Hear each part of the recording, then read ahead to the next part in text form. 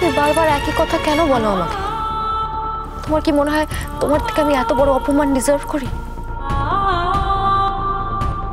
শোনো আসমান, আমি জানি না তুমি কোনোদিন আমাকে মেনে নিতে পারবে কিনা, কিন্তু আজ আমি সবার সামনে এটা বলতে চাই, আমি তোমাকে মন থেকে মেনে নিয়েছি।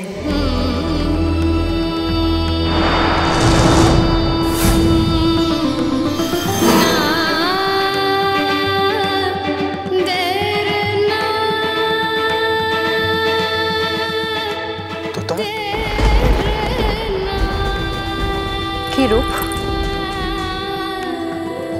তুমি কি এক্সপেক্ট করেছিলে যে আমি তোমার দরজায় এসে ভিক্ষে চাইবো? আমি তোমার কাছে ভিক্ষে চাইবো, তোমার মার কাছে ভিক্ষে চাইবো? তুমি জানো না আমি ওরকম মেয়ে নই। না তোতা, আমি এরকম একদম ভাবিনি। বিশ্বাস করো, আমি এসব কিছুই জানতাম না। জানি তুমি জানতে না, তুমি জানতে না বলেই তো তোমাকে জানানোর জন্য এখানে এসেছি। আর তাছাড়া তোমার তো খুশি হওয়া উচিত রূপ, আমি আমার জন্য একটা উপযুক্ত বন্ধু খুঁজে পেয়েছি। আর তুমি আরো খুশি হবে জেনে যে আসমানকে গড়ে পিঠে তোলার দায়িত্বটা আসমান আমাকে দেয়নি, আমি নিজের থেকে নিয়েছি। আর তাছাড়া ওকে গড়ে পিঠে তোলার কোনো কারণ নেই, ওর মধ্যে অনেক গুণ আছে যেগুলো আমার মধ্যে নেই, বুঝলে? কিন্তু আসমানকে সমাজে ফেরানো এটা এখন আমার রেসপন্সিবিলিটি বলে আমি মনে করি। মেয়েরা আজকাল আর পিছিয়ে নেই। মেয়ে তো কি হয়েছে? হ্যাঁ, মেয়ে বলে কি আপনি ওদের ছোট করে দেখছেন নাকি? না না না, ছোট করে কেন দেখবো? ছোট করে দেখছি না। মেয়েরা তো মেয়েরা এখন কত এগিয়ে বলুন তো।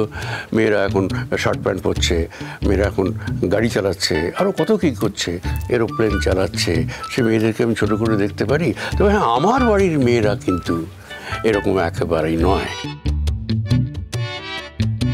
এই যে আমার ভাই যেটা হারিয়ে গেল, সে যে কি মেয়ে ছিল, সে আপনাকে কি বলবো অফিসার। লোককে এত খাতির যত্ন করতো, খাওয়াতে পারতো, নিজে রান্না করে খাওয়াতে পারতো, এইরকম মেয়ে। কিন্তু সে তো কোনোদিন ঘরের বাইরে কি জিনিস সেটা তো জানলই না, বুঝতেই পারলো না। না না, সেটা অবশ্য ঠিক নয়। একদমই ঠিক নয়, একদমই ঠিক নয়।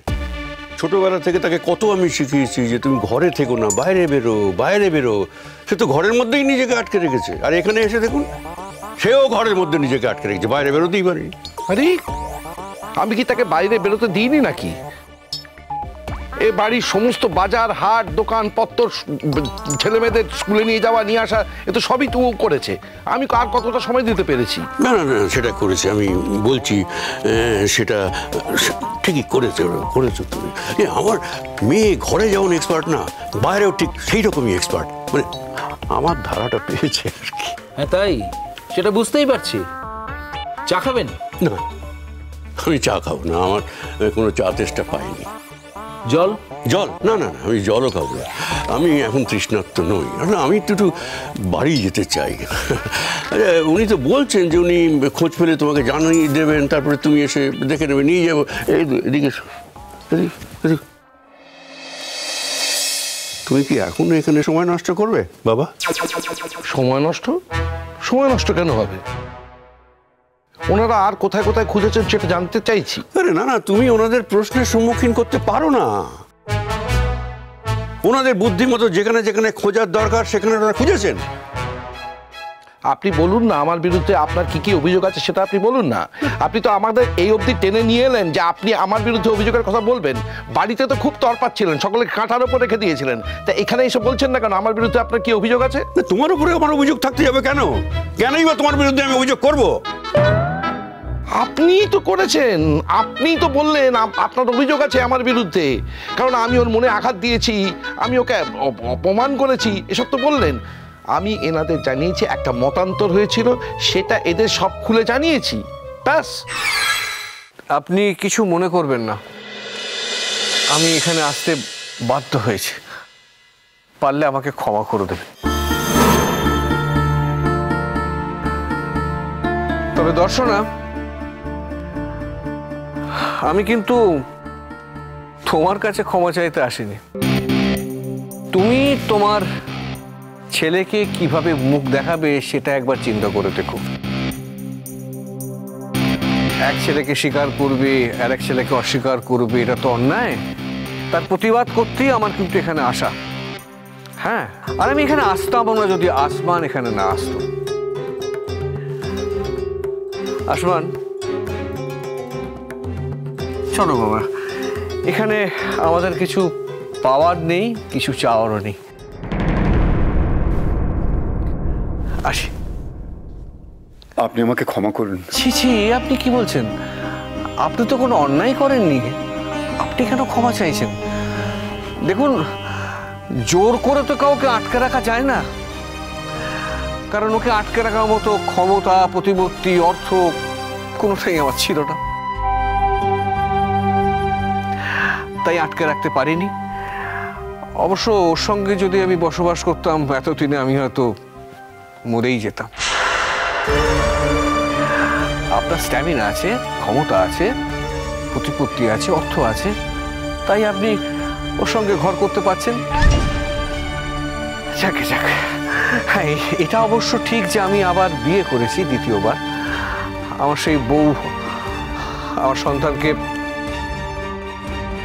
ভালোবাসে না, তুচ্ছাই করে, মানবিকও নয়। কিন্তু এটাও ঠিক যে আমার এই বউ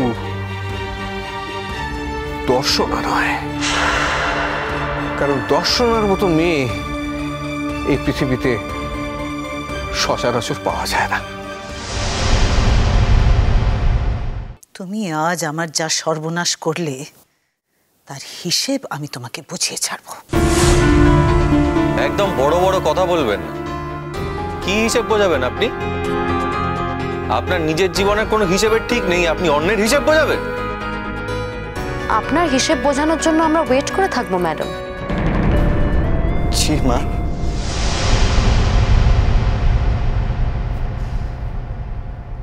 তুমি আমার জীবনটাকে এভাবে শেষ করে দিতে পারলে মা? আজকে তোমার জন্য আমার জীবনটা তো শেষ হয়ে গেল। হ্যাঁ, না বেটা, ওরা মিথ্যে বলছে, মিথ্যা বলছে, ওরা বিশ্বাস করো না। কেউ কোনো মিথ্যে বলছে বেটা, মিথ্যে বলছে। তুমি আমার জীবনটাকে শেষ করে দিতে পারলে? না না না না না বেটা, ও মিথ্যে বলছে। কেউ কিছু মিথ্যে বলছে না মা। আজকে তোমার জন্য আমার জীবনটা শেষ হয়ে গেল।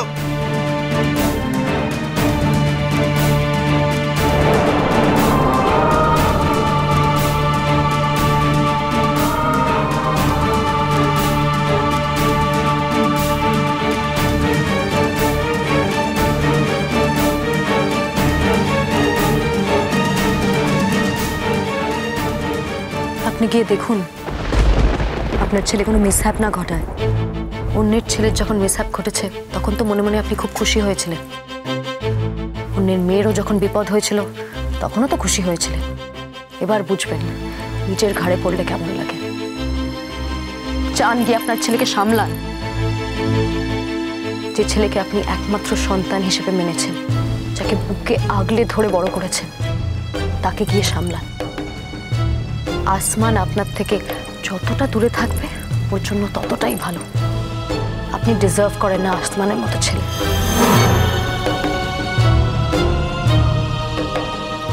চলো আসমান, চলো।